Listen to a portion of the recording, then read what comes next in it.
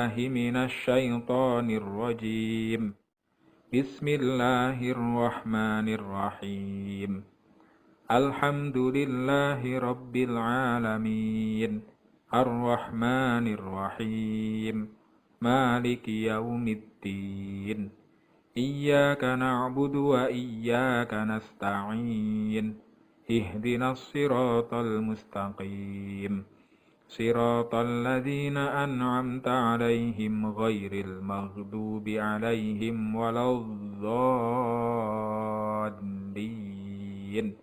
رب اغفر لي ولوالدي وللمؤمنين آمين رب اشرح لي صدري ويسر لي أمري واحلل عقدة من لساني يفقه قولي ربي زدني علما وارزقني فهما آمين يا رب العالمين.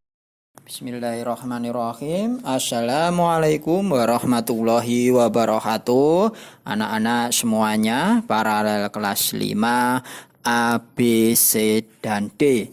Semoga selalu dalam keadaan sehat walafiat. Amin ya Allah.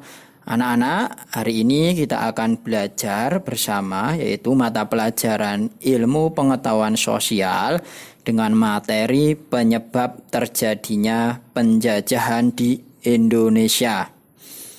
Anak-anak silahkan untuk disimak video pembelajaran berikut ini ya. Langsung saja. Yang pertama, terdapat sejumlah faktor yang menyebabkan bangsa asing menjajah Indonesia. Nah, faktor-faktor ini dapat dibedakan menjadi dua, yaitu faktor pendorong dan faktor penarik. Mari kita pelajari bersama. Yang pertama yaitu ada faktor pendorong. Faktor pendorong itu apa? Faktor pendorong adalah faktor yang menyebabkan bangsa asing ingin datang dan menguasai Indonesia. Faktor-faktor tersebut antara lain sebagai berikut. Yang pertama, berlangsungnya zaman Renaissance atau yang kita kenal dengan zaman pencerahan di Eropa. Sejak abad ke-14 hingga ke-17. Pada zaman Renaissance, ilmu pengetahuan baru berkembang pesat, termasuk dalam bidang sains, geografi, dan teknologi maritim.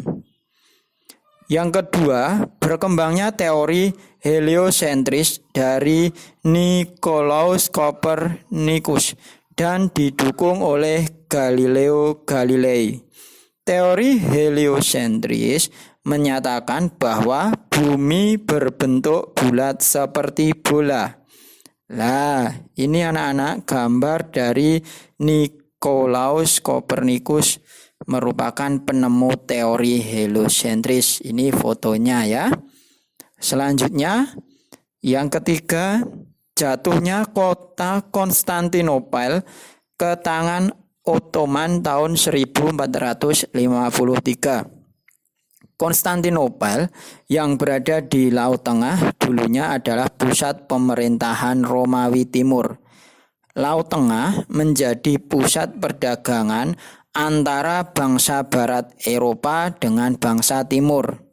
Nah, berikut ini anak-anak gambar kota Konstantinopel ya. Jatuhnya kota Konstantinopel menyulitkan bangsa Eropa untuk mendapatkan rempah-rempah. Bisa kalian lihat ya kotanya.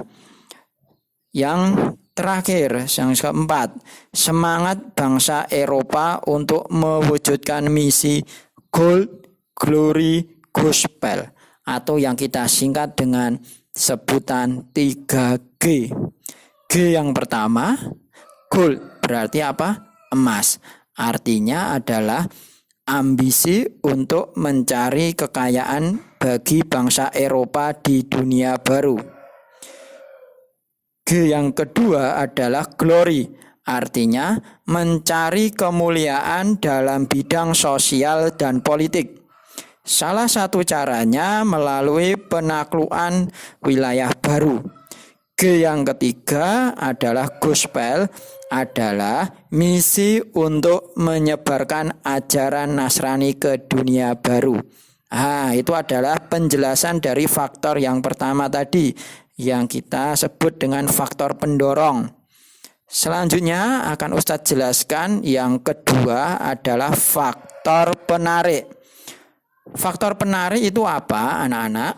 Faktor penarik adalah faktor yang memungkinkan bangsa asing masuk dan menguasai wilayah Indonesia. Faktor-faktor tersebut antara lain sebagai berikut. 1. Kekayaan alam yang dimiliki wilayah Indonesia khususnya berupa rempah-rempah. Lada, cengkeh, pala, jahe, dan kayu manis adalah jenis rempah-rempah yang menarik minat bangsa Eropa.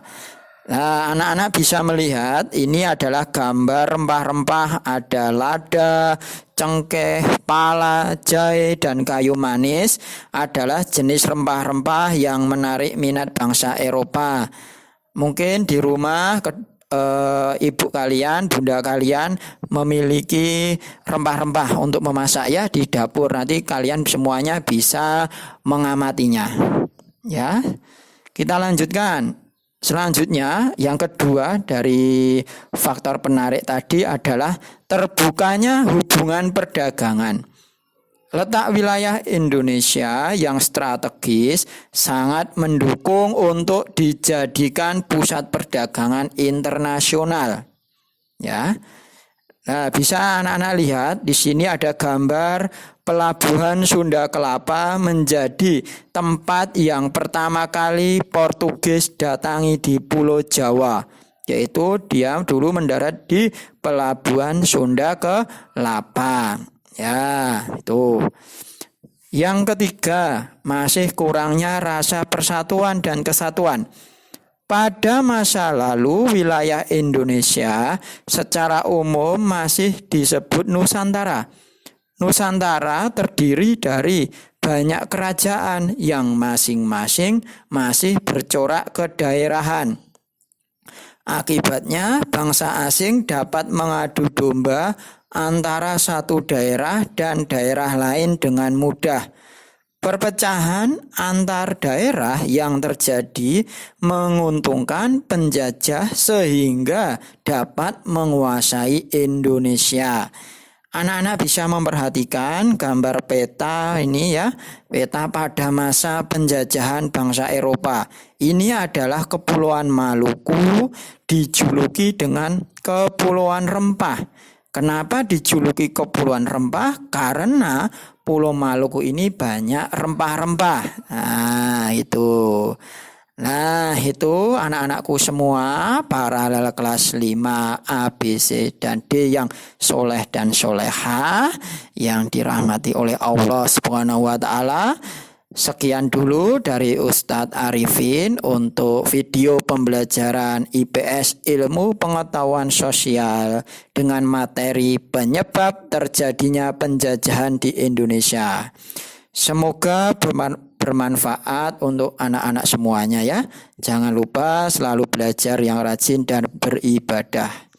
Saya cukupkan dulu. Kurang lebihnya mohon maaf. Wabillahi taufik wal hidayah. Assalamualaikum warahmatullahi wabarakatuh.